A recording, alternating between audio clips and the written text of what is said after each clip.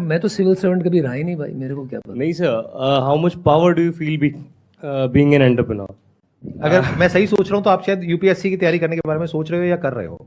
I am in management right now अभी मैं, but parents pressure की वजह से सोच रहा था यूपीएससी के लिए। हाँ वही कह रहा हूँ, सोच रहे हो ना। देखिए यार, ये अच्छा सवाल है। आई थिंक मैंने पहले शुरू में कह दिया था, एवरी चॉइस यू मेक उसकी कॉस्ट होती है। हर रास्ता आप पकड़ोगे, संघर्ष उसमें है। अगर आप एंटरप्रेन्योरशिप करते हो तो उसका संघर्ष अलग है। आपको यह समझना है कि आपकी स्ट्रेंथ कहां पर है। ठीक है, हम अक्सर क्या करते हैं, हम ये सोचने लगते हैं कि हमें क्या करना है। What you should do is spend time, आपको क्यों करना है, why before the what.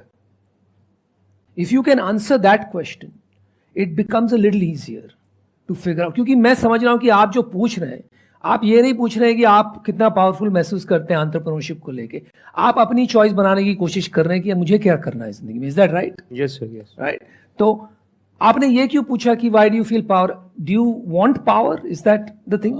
Sir see, the society image what we have for a civil servant, for a IAS or IPS, what image we have as in the reels or in the movies, that more fascinates the youth today, like having cops behind, going on surveys, or like, you can understand what I'm trying to say. हाँ, एक romanticism And being है a businessman image, having a good luxury car and a loan, or that is a different image, I think.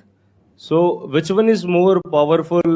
Entrepreneurship by itself is not a power job. अगर powerful करना है ना, आपको power चाहिए हमारे देश में, तो मैं सीधी बात करता हूँ। हम दिल्ली में बैठे हैं, आप मंत्री बनिए।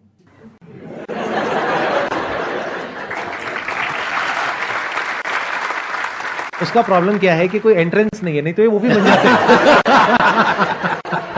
और उसकी कोचिंग इंडस्ट्री सबसे बड़ी होती है और उस एडटेक में आप भी पैसा लगाते थे। तो पावर तो हमारे देश में वहीं है। But having said that, entrepreneurship can give you the ability to impact millions of lives and create a new future. If you don't like the future, create it, right? Entrepreneurship can give you that ability. जैसे आज अव्वल number में दुनिया का entrepreneur माना जाता है Elon Musk. 4, 5, 7, 8 कितनी कंपनी साथ में चलाते हैं पता नहीं, but he sending people to Mars and so on. तो आप सोचिए क्या लेवल का इंपैक्ट वो बना रहे हैं फॉर ह्यूमैनिटी। लेकिन वो लेवल पे पहुंचने के लिए बहुत पापड़ बेलने पड़ेंगे यार। अगर आप क्रिएटिव पावर की बात करोगे तो आई एम नॉट श्योर कि if you are there in a particular hierarchy जहां पर के पूरा पहले से प्री डिफाइंड है आपका जो रोल है कि ये आपको करना है और इसी को आपको एग्जीक्यूट करना है, तो you don't have the absolute power to create, you have relative power. क्योंकि ऊपर से जो आ रहा है उसी दायरे में आपको काम करना है। If you are a government servant, आप अपनी तरफ से जाकर के कुछ और नहीं क्रिएट कर सकते।